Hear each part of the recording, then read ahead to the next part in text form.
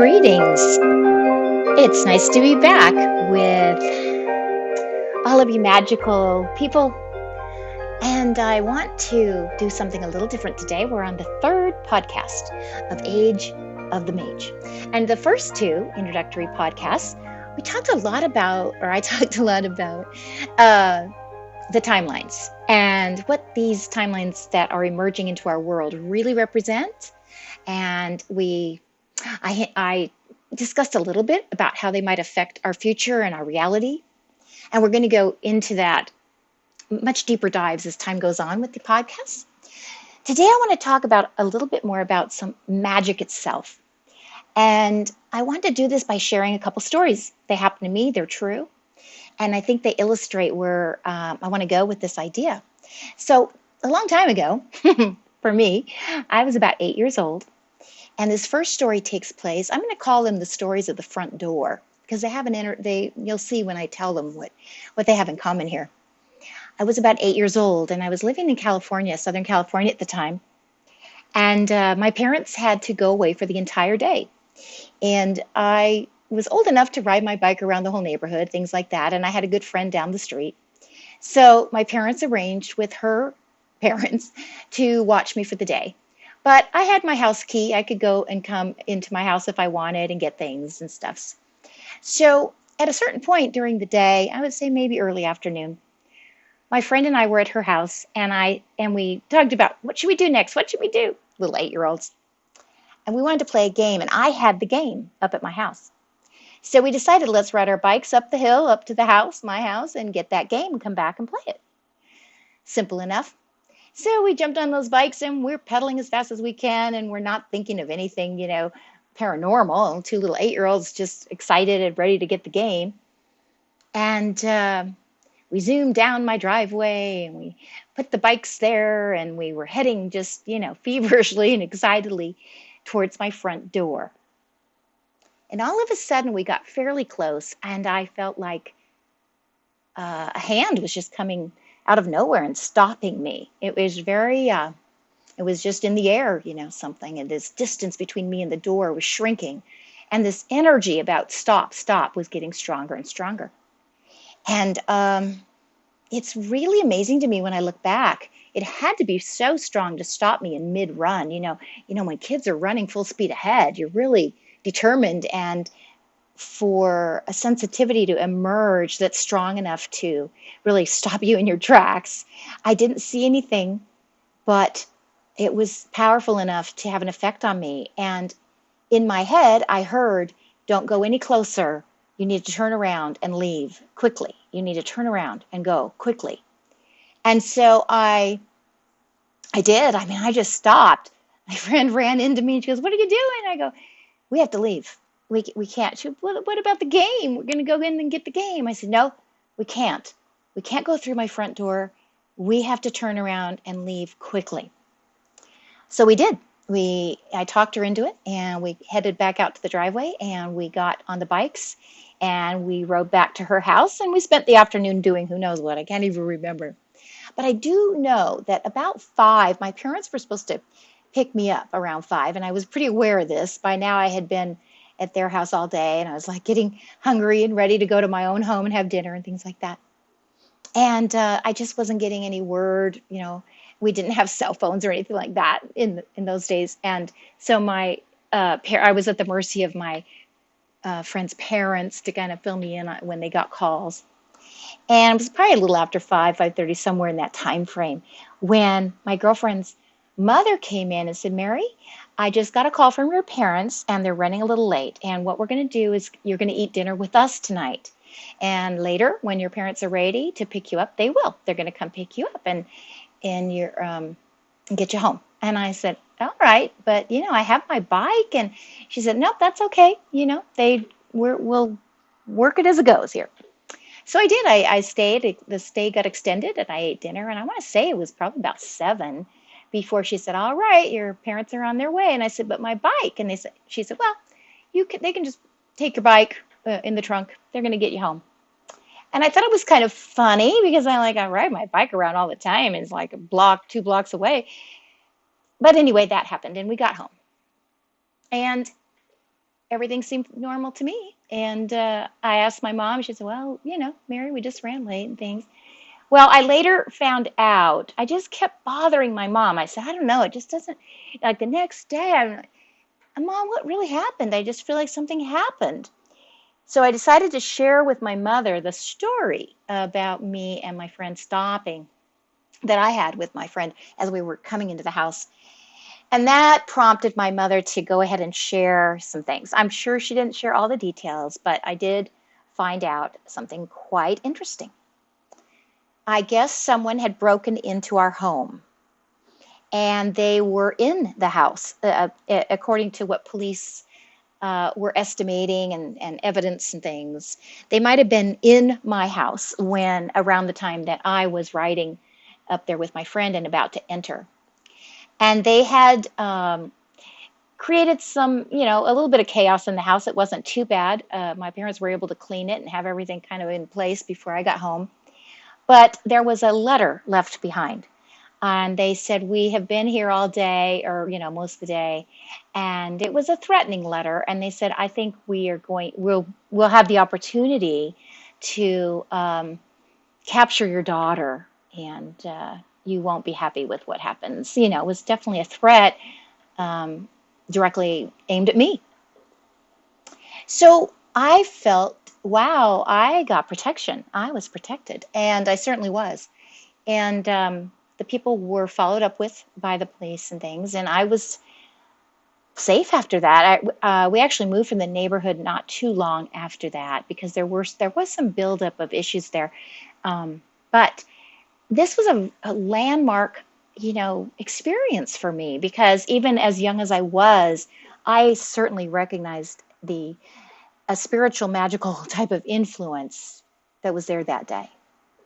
And it felt almost tangible, which is something I want to tie in with my next story. There was a feeling in the actual space just outside my front door that almost felt thicker than normal or, very tangible. So many years later, like let's jump up, 14, 15 years later in my life, I had another, quote, front door experience. I was probably in my early 20s and I had a baby by then. And my husband and I and my little one were living in a home that we were sharing with my husband's parents at the time. And the house was really evenly divided. There was an upstairs that was fully, equipped, and then there was a downstairs, like a basement, but it had a kitchen fully equipped. So, and it was on a hill, so we always entered up on the top floor directly into the front door. And my in-laws would enter down on the lower level from another street completely into the bottom level.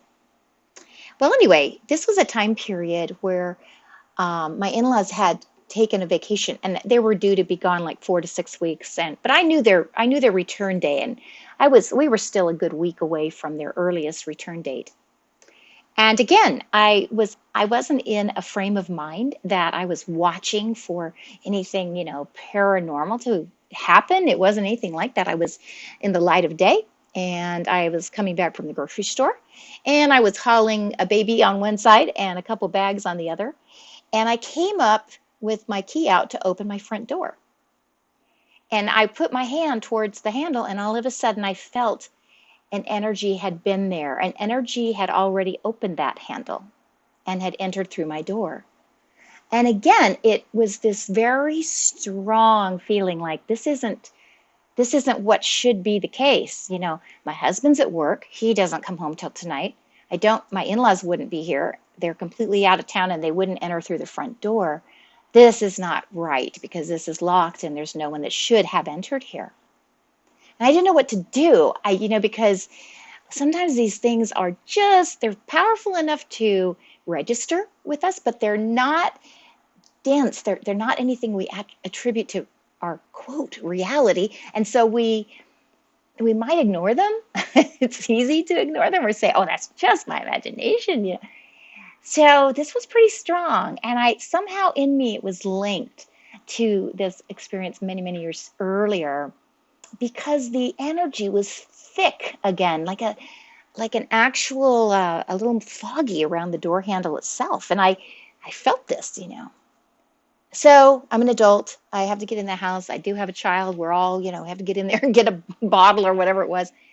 So I thought, all right, what I'm going to do is, we still didn't have cell phones, I don't think. Yeah, no, not at that time yet. And so I opened the door and I left it wide open and I went directly to my phone. And I called my mom. I said, I need you to stay on the phone because I think someone has been in my house and I need to check my house. Someone might still be here. So, of course, she was concerned. And I did a full house check from top to bottom, every closet, every bathroom, under the beds, everything, how it goes. Some of you have probably been through something like this. So nothing was there. So I said, no, all is well, all is good. I got in the house, I locked the doors up, and I didn't feel any dark energy. It was not like the other one had a kind of a heaviness and maybe some darkness attached to it. My experience I had when I was a child. As compared to this one, I just felt foreign energy. I just felt I knew a hand other than mine had been on that door. And inside the house, as I looked, I didn't sense anything dangerous or threatening or dark, but I could feel energy that was not supposed to be there really.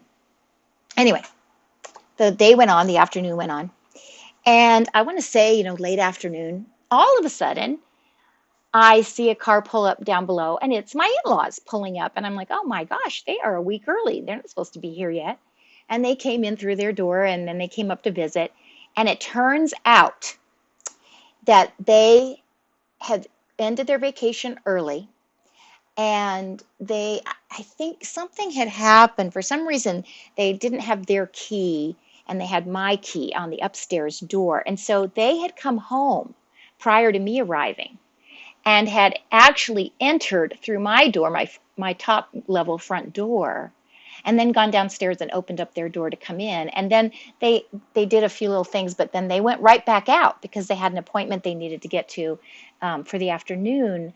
And so all that really happened in that instance was that this unexpected, energy had indeed entered through my front door. And I picked up on it. I knew another hand had been on that door and passed through that portal earlier in the day. All right. So to me, these two stories have something in common. I'm going to call it liminal space. It is an area that we can't see or hear or smell or taste usually, but it's an etheric space and that surrounds us all the time. And I believe in this space is where magic takes place, where we can really work powerful magic. It's also a place, like in these two instances that I'm sharing with you, is a receptacle for interactions with us in this dimension.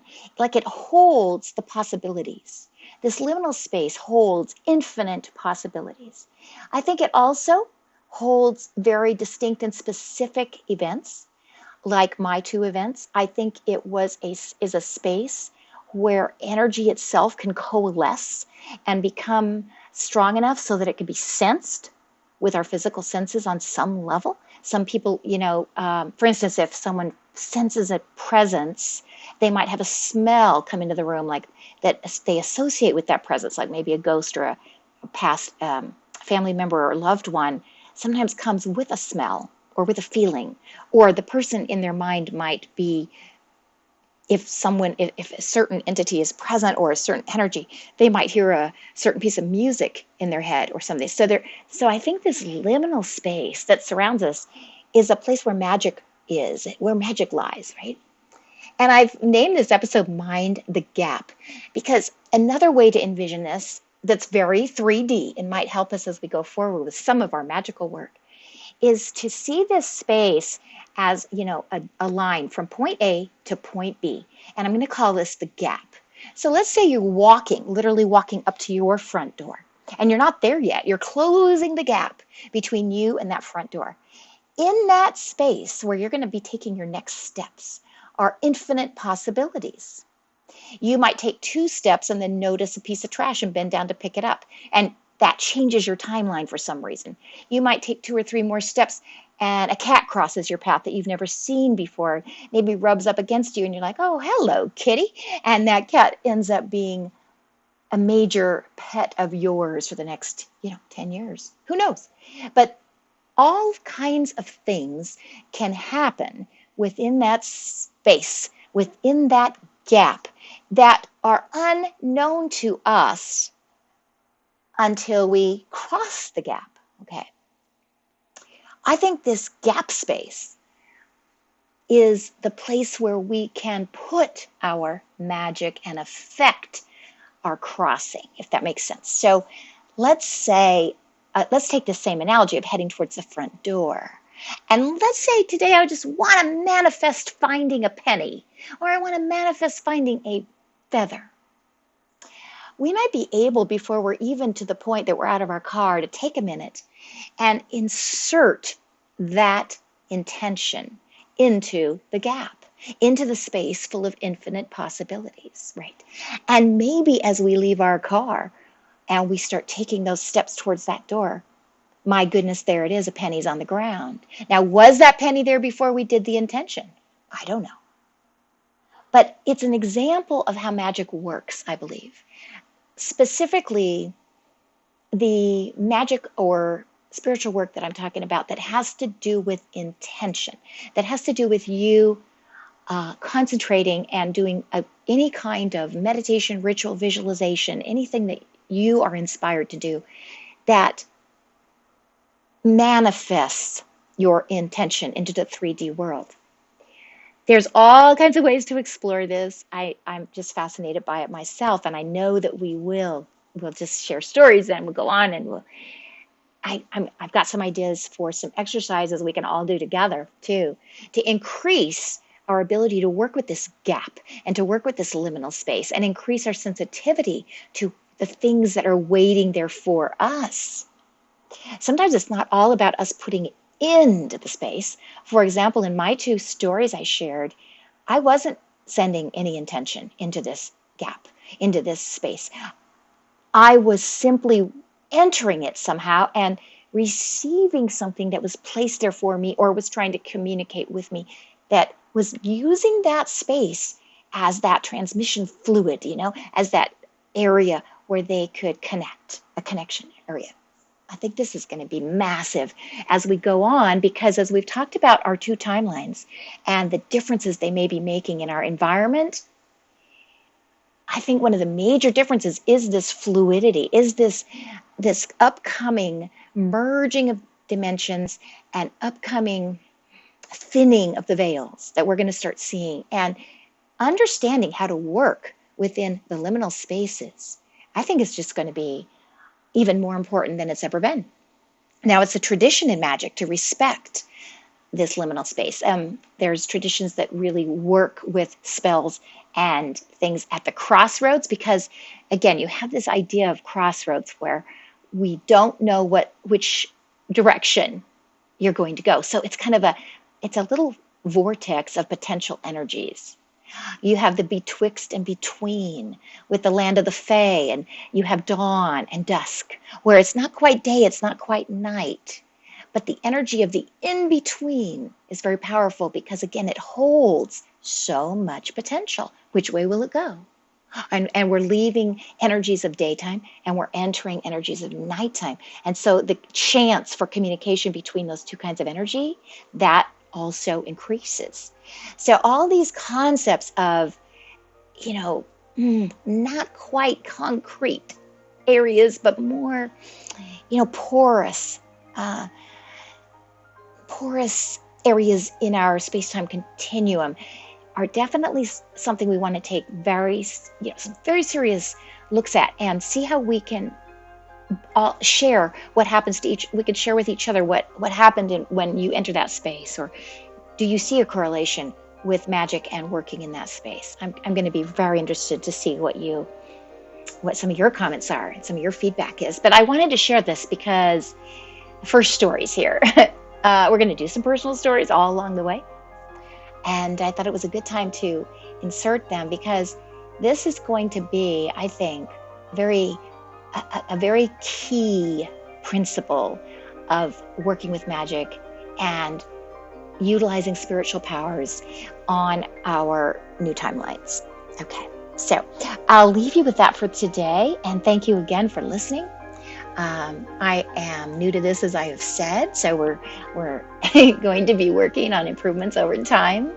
I am listing this podcast on YouTube as well as on Spotify, and we'll be expanding to other places as well. And I am also going to be having bonus information and things available right on the Modern Masters site under Age of the Mage. So I welcome you to join me in any space that is the best for you. And once again, sending out so much love and gratitude to all of you, and my best wishes that we can take our magic to the next level by minding the gap. Thank you. Bye for now.